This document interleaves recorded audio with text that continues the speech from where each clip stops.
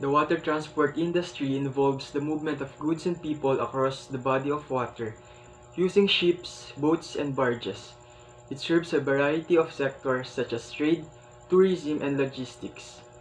One of the current trends in water transportation is the development of smart ports. As we all know, ports are very important for the ocean vehicles, since this is a place where ships dock to load and unload cargo and passengers.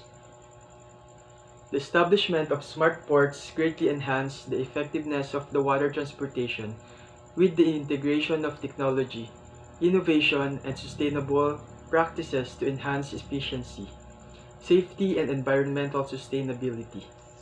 With the help of technology and digitalization to the port management systems, operation becomes more enhanced, allowing operators to manage the process for ships' arrival and departure easily, and makes them supervise the traffic within the port basin quickly.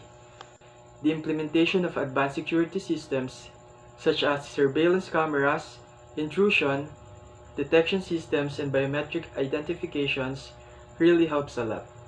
The another benefits of smart ports is its prioritized environmental sustainability through green energy sources such as solar, wind, and hydroelectric, emission reduction measures, electric or hybrid vessels, shore power, and the efficient waste management. Environmental monitoring systems track water quality and noise pollution, and sustainable materials are being used in constructions of projects to maintain its functionality. So the water transportation system as well, playing its role in contributing to the United Nations Sustainable Development Goals in terms of sustainability and reducing bad environmental impacts, of which we will be benefiting for the long term. And at the same time, it also helps to the safety and quality service in the water transport system worldwide.